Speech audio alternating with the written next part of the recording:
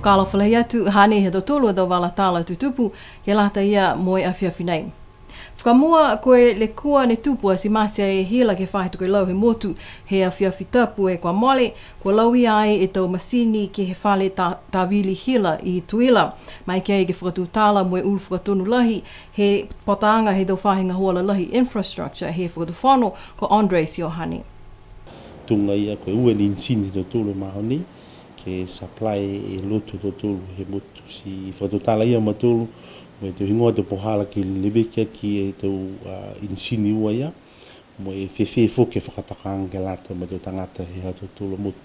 Si manake o matolu ke tau se pepa ia ke uta ke he ahonei, tau tuku e tau ngahua, hako manako ala tolu he whanau hila ke leweki me pui e tau insini ua ia, mo e tau se services whoki he whiawhia mangaho he puli he pō, ke whakahangmita ke he wata na tolu whahe tapu nei.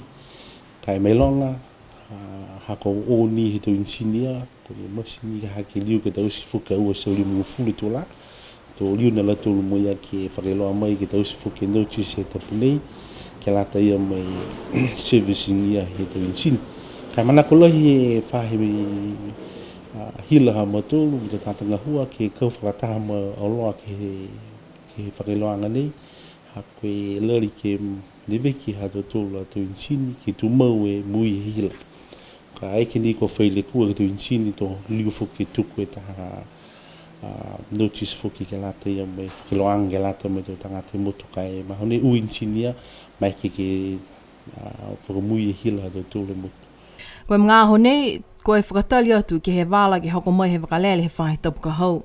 Tala hau mai fōki e ki pule he whahinga hua nei, koe Lilifu ko Crosley tātui, fōuanga ia e tau whakaholoanga Renewable Energy he motu, sine he hane whahinga hua kia e tau tangatanga hua, ke whakamahani ke tau puhala fōu nei, mua atu ke tau whakaonganga he tau Masini Computer Systems fōu. Lahi fōki e tau whakaonganga he malolo hila he motu he waha nei, ha koe tau whanga koloa tunga tau air conditioning, mui whalo tau koloa ahila, kua longa e ke tau kaina, sipihia fōki mui tau whalinga hua he motu.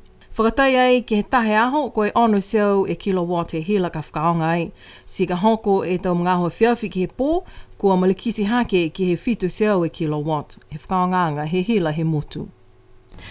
Kua tupe lahi e ulu whakatonu he whahe malolo seno, ha kua nākai moua e tau vouchers ke lata ia mo tau peseni ha niwe ke watu ki New Zealand. Koe mena ia kua amanaki lahi ia ke mawhisi e tau whakatokaanga mo e tau whakatutalaanga ke he tau puhala o whenonga he tau pasesi niwe ki New Zealand ne whahingoa ai koe quarantine free travel. Talahau mai e ke kāwhoko Eddie Akawala kua whita he whakailoa ia e tau le kua nei ke he tau whanoanga mo e tau ofisinga hua e whakatuwhano New Zealand kai nākai la whaihikianga ki ai. Koe tau whakalele e he mahina hai anuali, mo e whakalele whae tau kamali, kua lata ke toko lima e tau peseni ka watu, kai nākai maua halau tōlu a tau vouchers ke lata, mo e tau whale tali whenonga ke na nofalo tōlu ki ai ki whangfuma whae tau aho. Koe whakalele whakamua he mta ulu he tau, toko ua ni e peseni ko maua e tau vouchers. Pehe e ke kafo ko Akawala, nākai whiawhia ia, ha koe tau ngahua longa ke maua e tau appointments he tau peseni nei. Si ka nākai moua e tau vouchers, kua nākai maeke alo tūlu ki o atu he whakalele. Si kua ngalo noa e tau appointment ia. Kai lahe tupe hana ke tau peseni ka mule ke o atu ai ke moua e tau appointments alo tūlu. Kua mena ia, kua manakia ia ke whaitau seanga mawhisi ke tau quarantine free travel mai niwe ki New Zealand ke whakamukamuka e tau puhala o whenonga he tau peseni he whahe malolo seno ke moua lango matai ke tau e ke kafo he motu ko New Zealand. Kua mana ki ai a niwe, mo whakatuwhano niwe ke maua taha poi ni 5 miliona tupe New Zealand mai he whakatuwhano i apana. Pihia e taha e tau whakailoanga mai he tau whiwhilianga he whano kapeneta ke mahina ha Januari. Kua whakailoa ai he ofisa he tuhi kupe whakatuwhano he māme hao nei, e whalua tau whiwhilianga mahuinga he whano kapeneta he mahina ha Januari. Mai he tau whiwhilianga ia, koe talianga ke kamata e tau whakatutalanga, he tau whakatuwhano neua, whakatuwhano ha niwe, sipihia mo whakatuwhano he motu ko Iapana. Ke maua ai e tau tupe langmatai nei koe taha po ini 5 miliona tupe New Zealand. Koe tau tupe langmatai nei, mai he patanga tupe he whakatuwhano Iapana ke lata mo i tau ngahua social development he whakatuwhano niwe. Nā kai fōu e tau langmatai he whakatuwhano Iapana ki niwe, koe tau kua mole ni fuaki mai ai he motu ko Iapana e tau koloa awhi mamafa mai whakatuwhano niwe.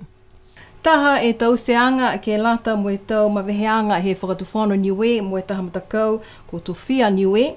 Ne whakahingoa ai koe Niue Ocean Wide, e kua whakahoko ai he ahotuloto he whahitapu e kua mole. Kua whakamoli fōki e maweheanga nei he 5 tau kua mole, mo e saini ai fōki taha maweheanga fōu ke lata ai mo e tau I mua. Talahau ai a Coral Pasisi koe Pilisteni he Tofia niwe, kua whiawhia lahi ai ia ke he tau whakaholoanga, kua whakamoli ai he whakaholoanga Niue Ocean Wide he 5 tau kua mole. Tunga e tau ngahua ke he Niue Exclusive Economic Zone and Marine Spatial Management Plan, mo e tau maweheanga whakamata whakatuwhano ke whakatoka ke he whangu 10% he tau walatahia niwe ke eke mo kaina pui pui. Sipia fōki ke whalo tau hokotaki ko whakawhitaki ai, ke maua e whalo tau langamatai tupe, mai tau ngahua pe nei he motu. Koe takitaki he whaholoanga Niue Ocean Wide he motu ko Brendan Pasisi. Whakamatala fōki e ulu whakatonu lahi he pataanga he tau kolotu whangasia he whakatuwhano ko ia ko Dr. Josie Tamati. Mo e pehea ia, koe tau whakaholoanga mahuinga mai tau atuhau anu iha ke he puipuianga ke he tau tuwhangasia he tau walatahia niwe. Kai pehea fōki ke lata mo e tau puhala maua tupe he tau pisinisi mo e tau tangata he motu. Koe tau whakaholoanga nei ke maua mana fōki alau tūlu ia mo e tau tangata anu iha. Kua saini ai he ikipule he patanga he tau kolotu whangasia he motu ko lilifu ko Mona Inu, mo e Pilisteni he Tofia niwe ko Coral Pasisi e maweheanga fōu ke mātutaki atu fōki e tau whakaholoanga ngahua he matakau mo e whakaholoanga Niue Ocean Wide. Kua liu e tau aonga ke kamata he whahitapu nei ka koe whahitapu e kua mole, ne whakahoko ai taha tau seanga he whahi ngahua whakako he whakatuwhano ke kamata ai tō amamnakianga ke he tau whakakoanga he tau fōu nei.